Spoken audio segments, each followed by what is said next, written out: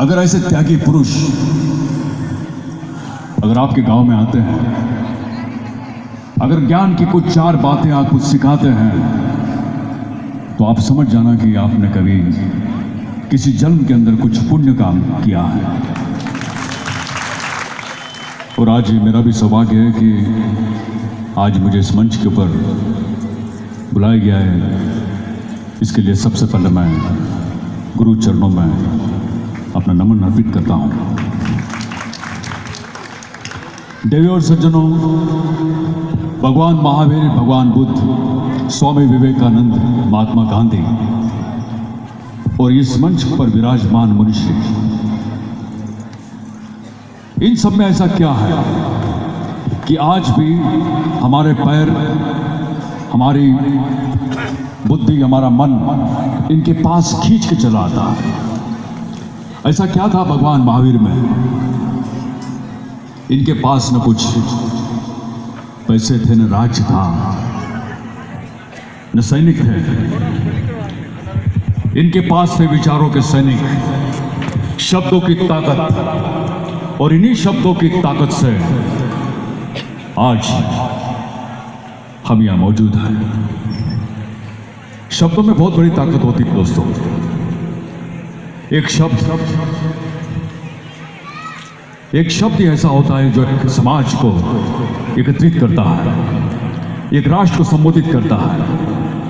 किसी कवि ने बहुत ही अच्छा कहा है, शब्द शब्द हर कोई करे, शब्द शब्द हर कोई करे, शब्द के हाथ न पाओ। शब्द शब्द हर कोई करे, शब्द के हाथ न पाओ। एक शब्द करे औषधि, एक शब्द करे खाओ।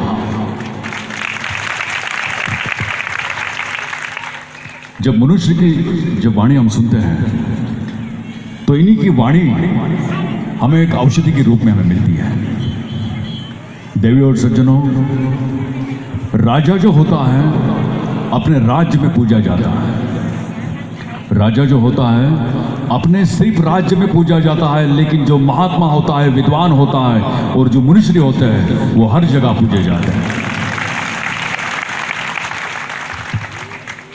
भारत के श्रेष्ठ संतों में से एक संत, एक मनुष्य आज हमारे सामने विराजमान है। मैंने इनके बारे में कई चीजें पढ़ी हैं, कई बार टीवी पे देखता हूं। इन्होंने जब अपनी शिक्षा प्राप्त की, तो कई सारे जो शिक्षा है वो एक ही गुरु से प्राप्त करने वाले ये प्रथम ऐसे मनुष्य हैं। इनके चरणों में प्रणाम करता हूं। जय जय गुरुदेव। यहाँ पर कई सारे मनुष्य मेरे सामने हैं। मनुष्य प्रणुष सागर जी, जिन्होंने एक बहुत अच्छी किताब लिखी है। कल जब मैं किताब पढ़ रहा था तो पेज नंबर 11 के ऊपर मुझे बहुत ही अच्छी उन्होंने लिखा हुआ, मुझे बहुत अच्छा लगा। उन्होंने कुछ शब्दों में लिखा है, मैं तो कोई संत नहीं हूँ, मैं तो साधारण व्यक्ति हूँ, लेकिन मेरे शब्दों में मैं आपको बयान करना चाहता हूँ कि उन्होंने लिखा है कि सत्य जो होता है वो कभी मिटना नहीं है, और सत्य को मिटाना भी नहीं चाहिए। सत्य एक सोने की तरह होता है। सोने को जितना आप छुपाओगे, जितने आप आग में डालोगे, उतना ही निखरने वाला है।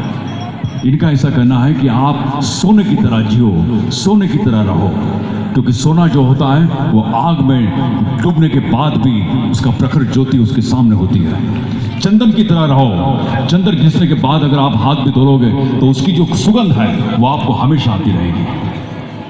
इसलिए चंदन और सोने की तरह ही अपना जीवन होना चाहिए। इस मंच पर मुझे